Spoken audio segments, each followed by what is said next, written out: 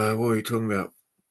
All right, so stop my cycling for a bit. So we'll talk about a bit of certain types of evil and learning how to understand them. I can give you some examples, but I'll get into it. Sorry, this is I was just talking to someone and trying to explain to them how to learn to forgive someone who has deeply, deeply wronged them. And I'm very lucky that I grew up with a relative when I was a kid who was quite sort of sadistic, resentful, narcissistic. And of course, you grow up thinking that they're evil. But then when I became 20, I started to get heavily into psychology, ironically, not knowing that I was autistic. Um, it's sort of funny, you can be blind to your own issues. But what happened was that I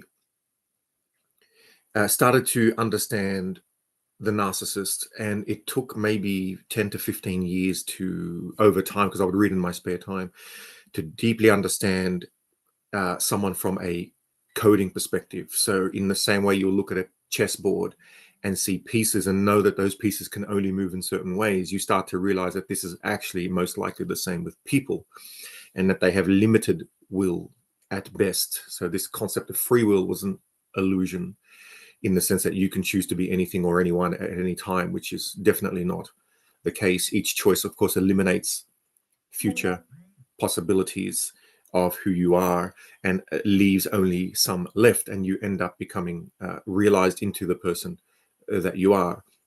And hence, in a certain respect, if you understand that person, they can become quite predictable. And you've seen this in your own life. When you know someone well, you can sort of anticipate roughly what they're going to do, say, or think, or at least what they're not going to think and not going to say, at the very least. So you can have some sort of loose boundary between what they would do and what they wouldn't do, would say what they wouldn't say, would think what they wouldn't think, feel, etc. Now, if you make the assumption that someone who is not necessarily a narcissist but has reduced empathy, then it automatically makes sense that certain consequences will follow.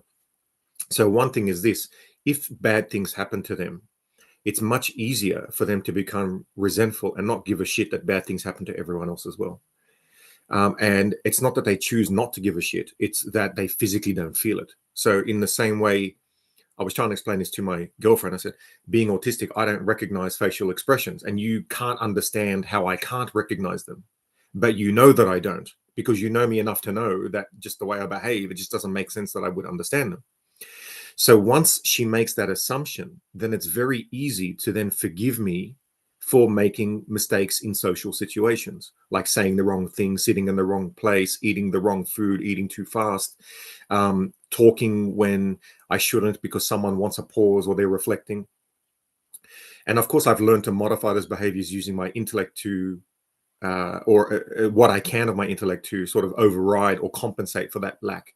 Right. And it's the same way someone might be colorblind. You can't understand what it's like to be colorblind, but you recognize that it's almost certain that they can't differentiate between certain colors. Thank you.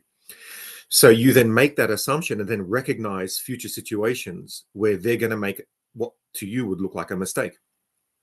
That recognition itself, so that act of recognizing and accepting, is a form of forgiveness on a more, when you take it to a larger scale, it becomes a form of forgiveness.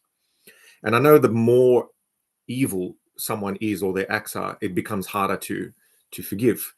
I've been forced, without telling you, most those of you who know me understand that I was forced to suffer something extreme because people deliberately lied about something that happened. Now, it took a long time to your wife can't understand you, so you just go to the barn. Well, there you go. The barn is the way to go. I had to spend years understanding why they would do what they did. Now, to a large degree, I understand now a lot more than I did. I understand that from someone's perspective, if they don't know that I'm autistic and I say something that's inappropriate because I don't look disabled, then they will think that I deliberately, intentionally said something inappropriate, and then they will hate me, not realizing that that's just a lack of understanding. So the apparition of evil in that case, where they think, oh, he's evil for saying that, is, of course, simply a lack of understanding. In other words, evil equals lack of understanding in that case. Okay? You can generalize this, of course. Now, those who know me have that understanding, and so they don't hate me for those same things. Okay? So that's the difference between someone who knows you and someone who doesn't.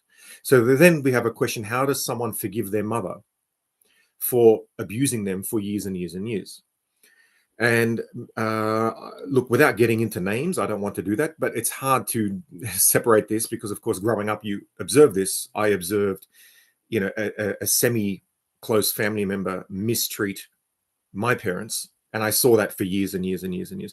Now, I don't hate this person at all, actually. I can completely understand why, if you don't have empathy for the person and you physically see them the way we regular people see radios or tools or anything else that we use, we're manipulating those tools. We boil water in the kettle. We don't feel bad that the water is suffering being boiled. Now, with a narcissist, apparently that part of their brain, according to studies that I've read over the years, doesn't light up to the same degree as the rest of us, where they don't feel physically the grief of other people. Now, if you physically don't feel it, then it makes sense that your behavior is going to change, because there are many things that we do or we don't do because we feel bad for the other person. In the case of someone with autism like myself, they have an issue where they cannot understand what someone else is going through.